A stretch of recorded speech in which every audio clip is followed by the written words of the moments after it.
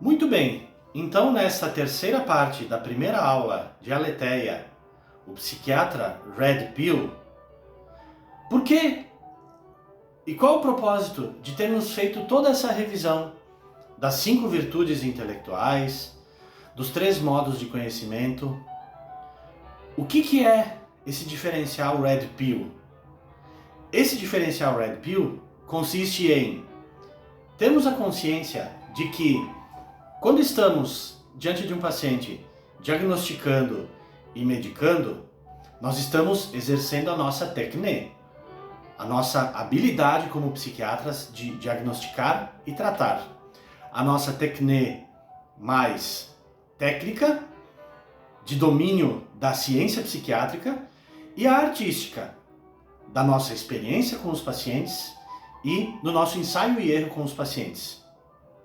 Mas nós também estamos epistemologicamente informados, ou seja, nós sabemos de onde vem o nosso conhecimento, nós entendemos as implicações do método científico aplicado à saúde mental, sabemos qual é a diferença entre fenômenos quantificáveis e fenômenos não quantificáveis, a nossa ciência exata e a ciência humana aplicadas à psiquiatria, e com isso nós não cometemos erros epistemológicos e entendemos qual é a indicação de cada terapêutica para cada paciente. E também temos a ética, o frônesis, de entender qual é o momento de tratar o paciente, de entender qual é o contexto do paciente e de saber entender o que está acontecendo na sociedade hoje em dia e quais são as demandas e quais são as pressões que existem hoje em dia. Vocês que estavam acompanhando os meus vídeos, as pílulas mitológicas, viram que com Édipo as pessoas estão com uma tendência muito menor a querer enxergar os seus próprios problemas e estão se cegando com isso.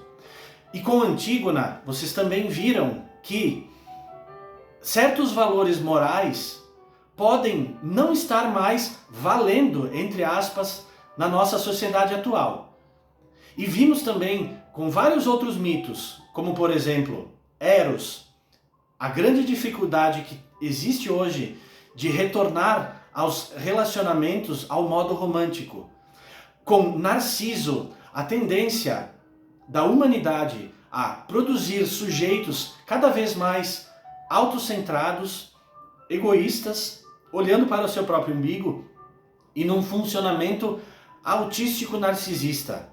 Nós vimos também com Sísifo a tendência da modernidade, a partir dos pensamentos, das reflexões da Sociedade do Cansaço de Byung-Chul Han, o quanto o mito de Sísifo é presente hoje e o quanto o ser humano no século XXI se tornou uma espécie de escravo de si mesmo, em que ele cobra de si mesmo um desempenho com e sob a aparência de estar exercendo a sua própria liberdade, o que é uma forma de autoescravidão muito sutilmente mais danosa do que a do século XX, onde tínhamos uma sociedade de controle, onde a gente tinha que dar conta para um chefe exterior.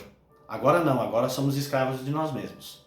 E vimos também com Tântalo o quanto a questão do hedonismo, a questão do prazer no mundo contemporâneo, ela está saturada.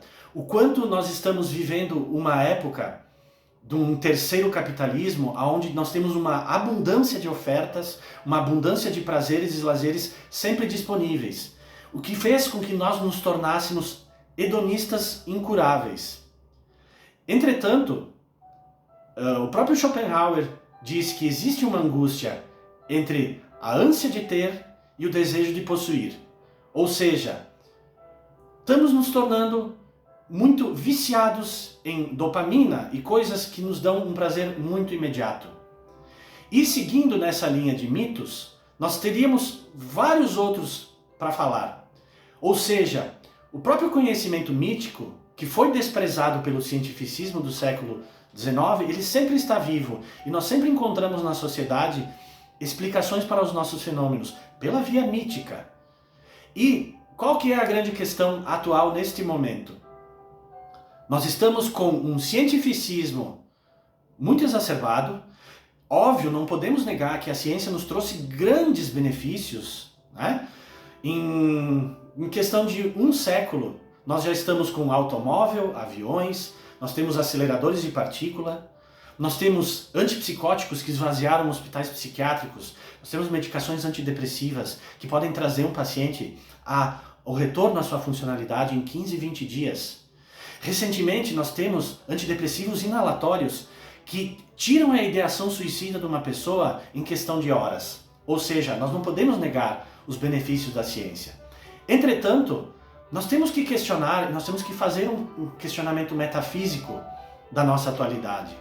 Porque é muito fácil a nós, psiquiatras, sem essa orientação metafísica e sem essa compreensão do contexto atual e da necessidade constante de busca de sentido, nos é muito fácil simplesmente responder a essa demanda social, medicar indiscriminadamente as pessoas com anfetaminas e tratar a sua desatenção sem procurar entender por que estão tão expostas a um excesso de estímulos e multitarefas, medicar com anfetaminas para que emagreçam, porque aí a sua silhueta, o seu perfil vai estar mais de acordo com a ditadura do parecer nos dias de hoje.